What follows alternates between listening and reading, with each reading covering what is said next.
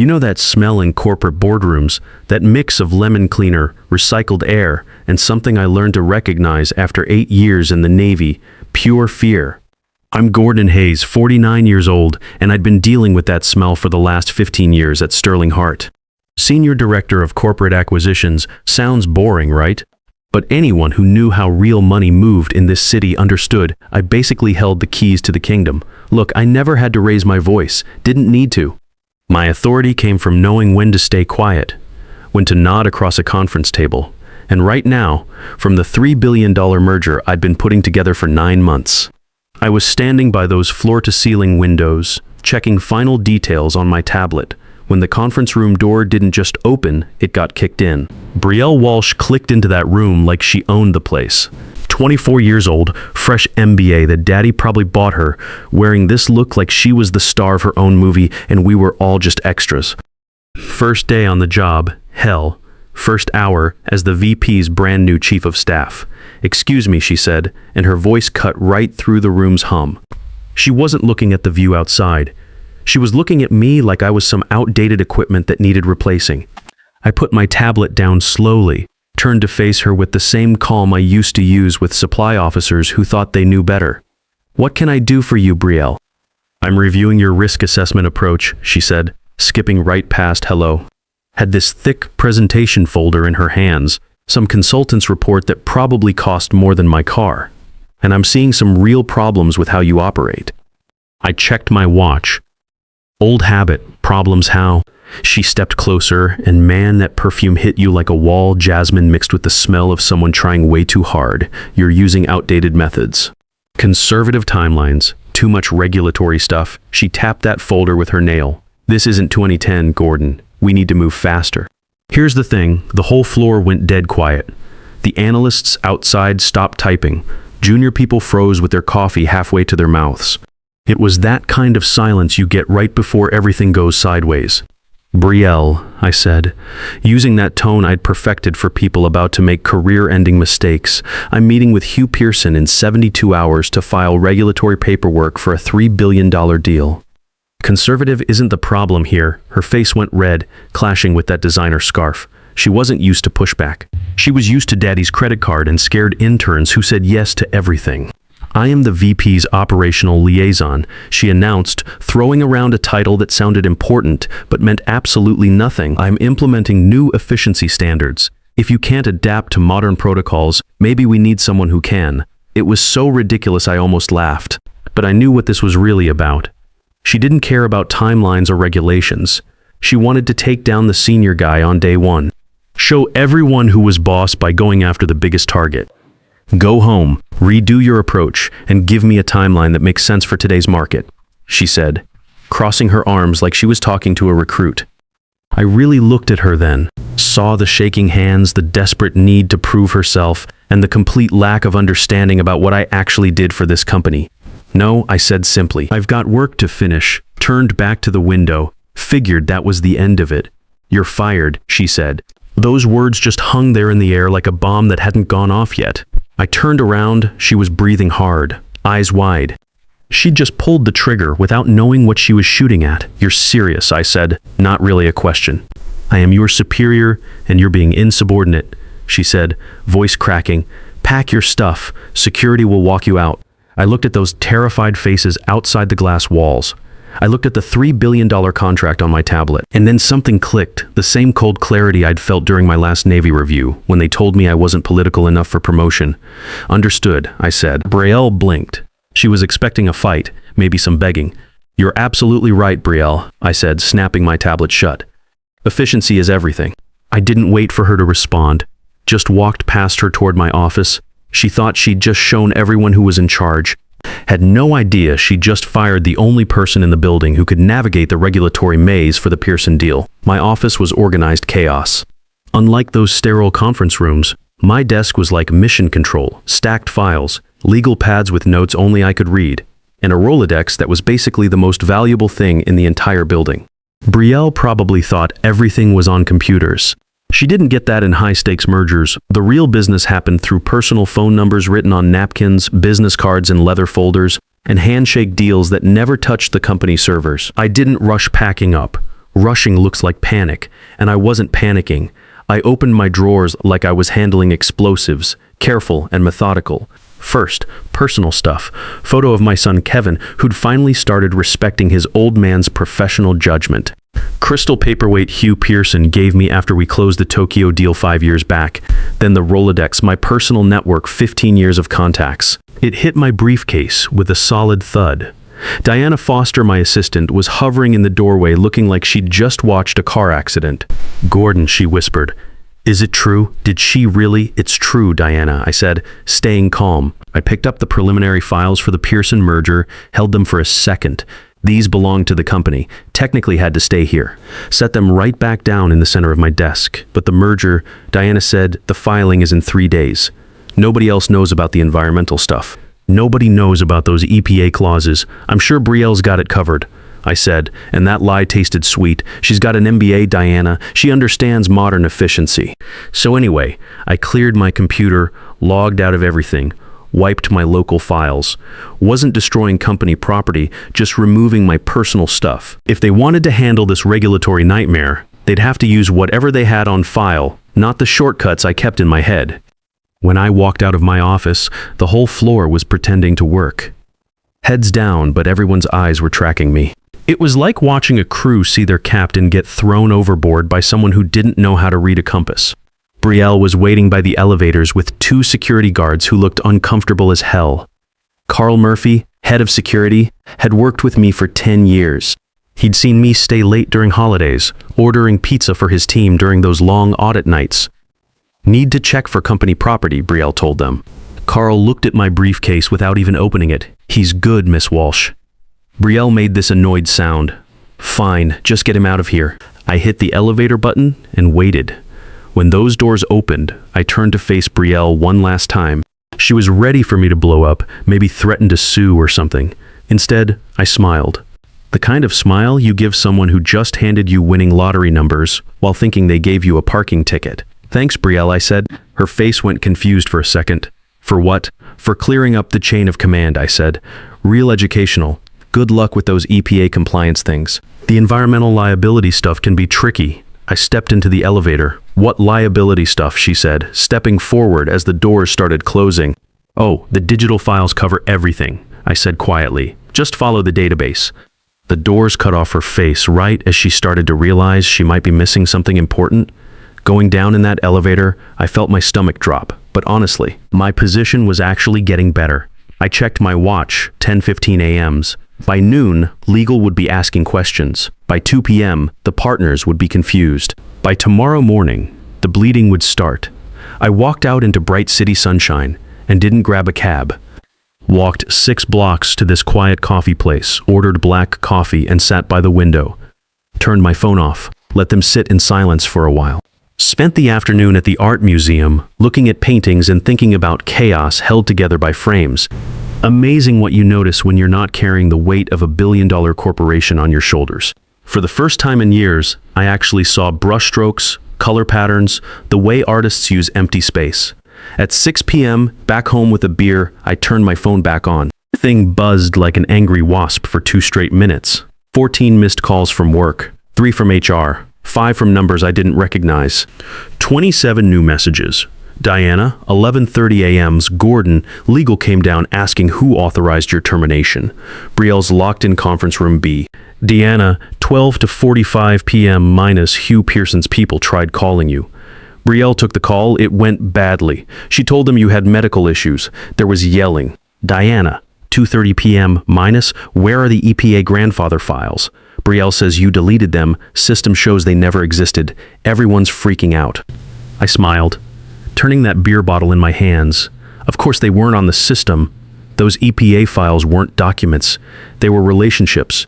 Handshake agreements about environmental liability transfers, verbal promises I'd made with regulatory contacts about timeline flexibility, personal guarantees based on my 15-year track record. All that knowledge was currently turning to ash in my fireplace. Email from Roy Campbell, the CFO, "You Argent, employment issue. Gordon, major communication breakdown here. Call me immediately. We need to discuss bringing you back before the Pearson deadline. We can work this out." Brielle's new, maybe got carried away. Let's not let personalities kill this deal. Personalities? I said to my empty apartment. They always called it personalities when someone pushed back, but strategy when the same person succeeded. I didn't reply. Could picture the scene at the office perfectly. Sun going down, long shadows across the floor. Brielle exhausted, that jasmine perfume going stale, her power suit wrinkled from stress. She'd be figuring out that VP's chief of staff got you compliance, but not competence, definitely not specialized knowledge. She had the files. She could see the 3 billion valuation, but she didn't understand the bigger picture. Didn't know that Section 7, Subsection C about environmental stuff was actually coded language about specific EPA exemptions that Hugh Pearson's grandfather had secured back in 1987. Looked like a liability on paper, but it was the emotional heart of the deal for the Pearson family. Try to renegotiate that to save money, which any MBA would do, and she'd insult Hugh so badly he'd walk away before they served coffee. Another text came through from a number I didn't have saved, but I knew it was Roy's private line. Gordon, pick up your phone. Name your price. I stared at that message. Name your price. My price wasn't money. My price was professional respect. And unfortunately for them, respect was something they'd just thrown in the trash. Set the phone down. Wasn't going to save them tonight. Tonight I was going to watch a movie. Maybe something about disasters. Maybe something about experienced guys walking away while headquarters burned behind them. Here's the thing. There's a specific drawer in my home office that stays locked. Doesn't have cash or jewelry. Has leverage. I walked over to my desk and got a small brass key from under this ceramic mug Kevin made me in high school. Lock opened with this satisfying click. Inside on black felt was a single leather folder, worn at the edges, smelling like tobacco and old paper. Gold letters on front. Regulatory Liaison Protocol, Pearson Family Trust.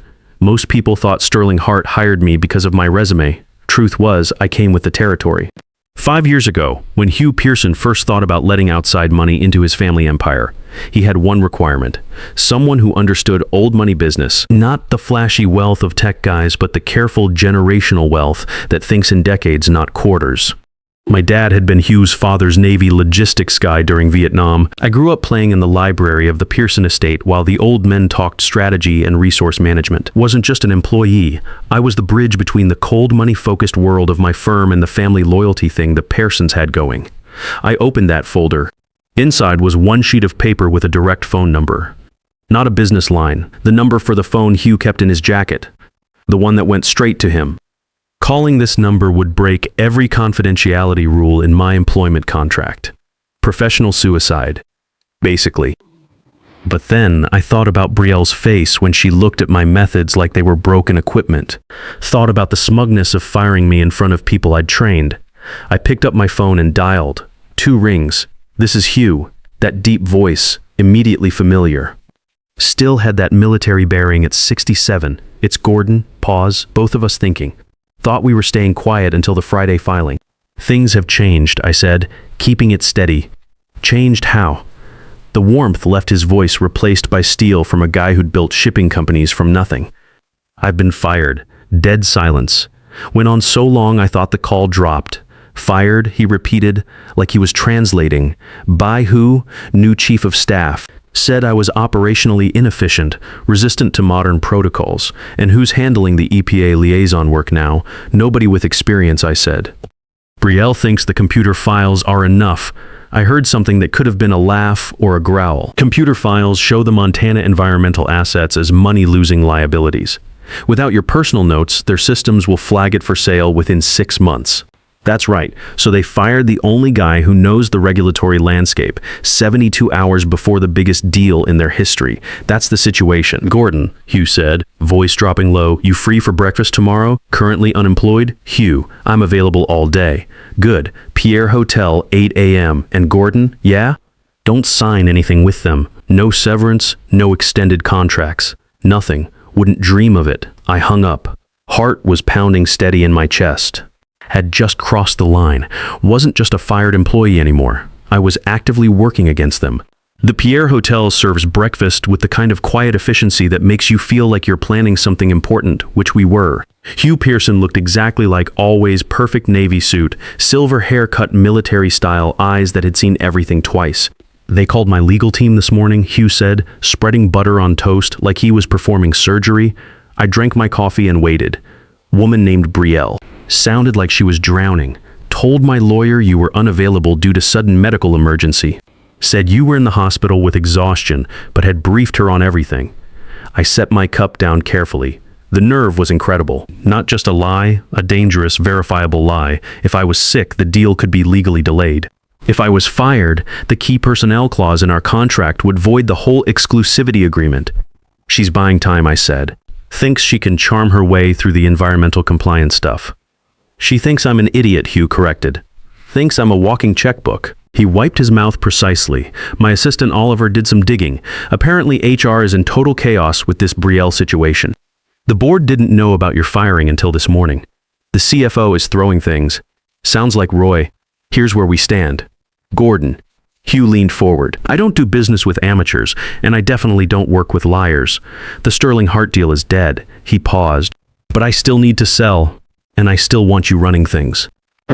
He reached into his briefcase, pulled out a thick document. Not a merger agreement, a consulting contract. My holding company needs a director of strategic acquisitions. Salary doubles what you were making. Equity's significant. First job, find new buyers for my assets. I looked at the contract. This was freedom. This was power. This was perfect revenge. One more thing, Hugh added. That shark grin spreading across his face. I haven't canceled tomorrow's meeting at Sterling Hart yet, scheduled for 9 a.m. Why keep the appointment? Because I want to watch her face when she tries to explain why the hospitalized guy is sitting across the table from me. You want me there? No, I want you in the lobby. I want you to be the last thing she sees before her career ends. I'll handle the meeting. You handle looking healthy.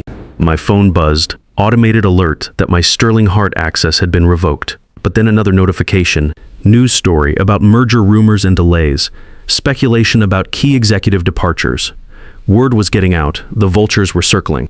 I accept, I said, picking up the pen. Good. Now finish your eggs. Watching empires collapse takes energy. That afternoon, I walked past the Sterling Hart building. Stayed across the street, behind sunglasses. Could see activity on the 42nd floor through those glass walls. People pacing, lights blazing at 4 p.m.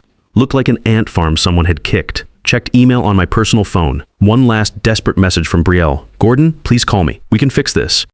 I didn't mean it. It was stress. My father's asking questions, please. I deleted it. No takebacks in the big leagues. Brielle, you wanted modern efficiency. This is what efficient looks like. Morning of the showdown, sky was dark purple, threatening rain. Matched what I figured was happening in the executive suite across the street. I sat in the Grind coffee shop, corner booth, with perfect view of Sterling Hart's main entrance. Oliver Reed, Hugh's personal assistant, guy who looked carved from stone and dressed by professionals, sat across from me. We had papers spread on the table. My onboarding stuff for Pearson Holdings. Hugh's 5 minutes out, Oliver said, checking his watch. He wants you visible from the lobby. Visible? Oliver pointed toward the skyscraper from their side. I looked up. Through those floor-to-ceiling windows, I could see someone in a white suit pacing by the security desk. Brielle? She was yelling at reception, waving her hands, trying to make everything perfect for Hugh's arrival, wanted to look like she was in control. Then she stopped. Looked out toward us. Distance was maybe 50 yards, but I watched her freeze when she saw me. More importantly, she recognized Oliver.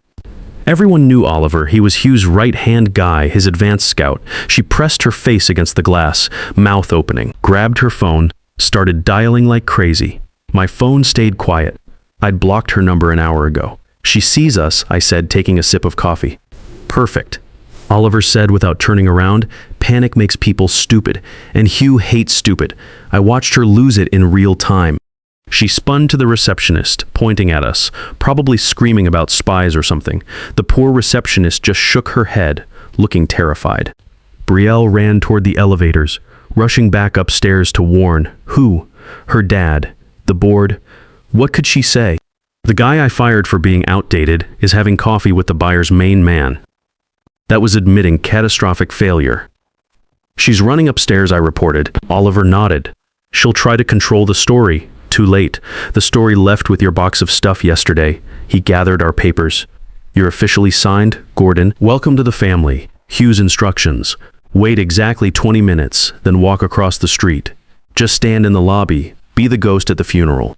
I watched Hugh's black car pull up to the curb. Driver opened the door. Hugh stepped out, buttoned his jacket, checked his cufflinks, and looked up at the building like a demolition expert studying a condemned structure. He walked straight into enemy territory. I waited. 1 minute, 5, 10. Rain started falling, blurring the glass, turning everything into a watercolor painting, but I could see it all clearly. I paid for coffee, checked my reflection. My suit was perfect. Time for the final act. Sterling Hart's lobby was designed to intimidate. 3 stories of marble, expensive waterfall, acoustics that made every footstep echo. I pushed through those revolving doors, the sound of water washing over everything. The scene was like a painting. Hugh Pearson standing dead center of the space near the security gates, not moving toward elevators, just standing there like a monument. Brielle was there too, must have sprinted down the stairs because she looked rattled. White suit wrinkled, jasmine perfume turned sour. She had Roy Campbell and Simon Brooks flanking her, both looking like they'd rather be anywhere else. I walked quietly across that marble floor, heels clicking steady rhythm that cut through the water noise. Stopped about 20 feet away, close enough to hear, far enough to watch. Unexpected complications, Brielle was saying, voice high and bouncing off the hard surfaces. But like I said, Gordon's got medical issues. He's in the hospital. I'm fully briefed and ready to sign. Hugh stared at her without blinking. Military stillness, complete authority. Medical issues, he repeated. His voice wasn't loud, but it carried. Yes. Brielle nodded frantically. Very sudden, but he told me everything. I can handle all the operational stuff. Hugh pulled out his phone, tapped once. Interesting, Hugh said, because I just got a text from him. Says the coffee across the street was excellent. Brielle froze. Blood drained from her face so fast she looked like a wax figure. Roy Campbell's head snapped up like he'd been shot. What? Roy choked out. Hugh turned slightly, scanning the lobby. His eyes found mine. Didn't smile, just gave the smallest nod. Brielle spun around, saw me standing there. Healthy, calm, holding my briefcase. The hospitalized invalid, miraculously recovered. The silence that followed could have crushed cars. She. Brielle stammered, pointing a shaking finger at me. She's lying. She must have. I fired her. The truth spilled out before she could stop it. Roy turned on Brielle, eyes bulging. You did what? Hugh looked back at Brielle with pure disgust. You lied to my legal team. You lied to me, to my board, and to your own people. He looked me up and down about what exactly operational inefficiency. Brielle screamed, desperate, cornered. Outdated methods. I'm the VP's chief of staff. Hugh laughed, dry, harsh sound. You fired the architect of a $3 billion deal over methodology? He turned to Roy. This, the leadership I'm buying this, the judgment I'm investing in. Mr. Pearson, please. Roy stepped forward, hands up like he was surrendering. This is a misunderstanding. Brielle's new. We can bring Gordon back immediately. Big bonus, promotion, whatever it takes. Hugh raised his hand like stopping traffic. No. He turned to me. Gordon, you currently employed by this company? I stepped forward. No, Mr. Pearson. My employment was terminated Tuesday morning. Then nobody here has authority to negotiate anything. Hugh looked at Brielle, who was shaking now, tears starting. Since there's no one I trust to sign papers, the meeting's over. Deal's dead. He signaled to Oliver by the doors, good day. You can't, Brielle screamed. My father will sue. We have contracts. Contracts depend on good faith and competent parties, Hugh said. Cold as ice. You've shown neither. He turned and walked out. The second those revolving doors closed, the lobby exploded. Not literally, but the shockwave was just as violent. Roy Campbell, who'd survived 3 hostile takeovers and a federal audit, turned on Brielle with a face like a ripe tomato. You fired him. Roy roared, his voice echoing off marble like thunder. You fired the regulatory expert without consulting legal, without consulting the board. He was insubordinate. Brielle cried, backing against the security desk, disrespectful to modern methods. I'm VP's chief of staff. You're a disaster, Roy shouted, spit flying. Do you understand what just walked out that door? That was $3 billion. That was our stock price. That was my retirement. Security guards were studying their shoes. Receptionists pretended to type. I stood there watching the meltdown. Brielle looked around desperately for backup. Her eyes landed on me. The hatred was pure poison, mixed with the terrifying realization that she dug her own grave. "This is your fault," she screamed at me. "You planned this. You sabotaged everything." "I planned to do my job," I said calmly, voice cutting through her hysteria. "You planned the rest, Brielle." Roy spun toward me, desperation replacing anger. "Gordon, please." "Ignore her. She's suspended, effective immediately." He glared at Brielle. "Get out. Go to your father's office. Don't talk to anyone. If you post on social media, I'll sue you personally." Brielle let out this ugly sob and ran toward the elevators, heels clicking frantically. Roy took a deep breath, put on this fake smile. "Gordon, look, it's bad but not unfixable. We'll call Hugh back. Tell him it's resolved, you're rehired. Senior VP, 30% raise, stock options, just pick up the phone. Fix this." I looked at Roy. I'd worked for him 10 years. He'd never asked about Kevin, never said thanks when I saved quarterly numbers with smart deals. Only cared now, because the ship was sinking. "Can't do it, Roy. Why not? Name your price. We'll double it. It's not about money." I reached into my briefcase, pulled out a cream envelope. "What's that?" "My resignation," I lied. It was actually my Pearson Holdings paperwork, but he didn't need to know. "You can't rehire someone who already has a new job." Roy's face went slack. Who could hire you this fast?" "The client," I said. The realization hit him like a freight train. He staggered backward. "You're working for Pearson, as of this morning. Director of Strategic Acquisitions, which means, Roy, if you want to salvage anything from this mess, maybe sell the pieces for scrap, you'll be negotiating with me." I checked my watch, but not today. Today I'm going shopping for new work clothes. These have bad memories. I turned and headed for the exit. Behind me, Roy was screaming into his phone, calling the CEO, calling lawyers, calling people who weren't going to answer. The damage was done. 3 days later, Sterling Heart stock dropped 18%. News was full of stories about management crisis and failed leadership. Board begged Hugh for one last meeting. Promised all obstacles were gone. Deal could be restructured. Hugh agreed to one condition. Entire executive team, including the VP and his daughter, had to be there to apologize. That boardroom was packed. Air conditioning cranked up. Everyone still sweating. Brielle sat at the far end looking small in a drab gray dress. Her white power suits were history. Her dad wouldn't even look at her. Doors opened. Hugh walked in, followed by Oliver. Then me. I came in last wearing a new suit. Black, sharp, with gold buttons. Room gasped collectively. Brielle's head snapped up, eyes wide like she'd seen a ghost. We assumed the CEO started, voice shaking. This meeting was about restarting the merger talks. Hugh sat at the head of the table. Didn't open his briefcase, just folded his hands. "I'm not here to merge," Hugh said. "I'm here to offer 30 cents on the dollar for your assets." 30 cents? Roy exploded. "That's highway robbery. We were at 3 billion. That was with competent leadership," Hugh said calmly. "That was when you had Gordon. Now you've got chaos." He gestured to me. "Gordon's advising me on your real value now. He tells me without proper environmental transition, regulatory risk is catastrophic. He tells me Tokyo partners have lost confidence. He tells me this company is hollow." Every face turned to me. The betrayal in their eyes was beautiful. They expected loyalty from someone they'd thrown away. "Gordon," Brielle whispered. "How could you? You worked here 15 years. I looked at her. Didn't feel anger anymore. Just pity. She was a kid playing with dynamite, surprised when the building blew up. "I did work here 15 years, I said. "Followed the rules. Did good work. Played the game right. And you decided it wasn't enough." The VP finally spoke. "We can fix this.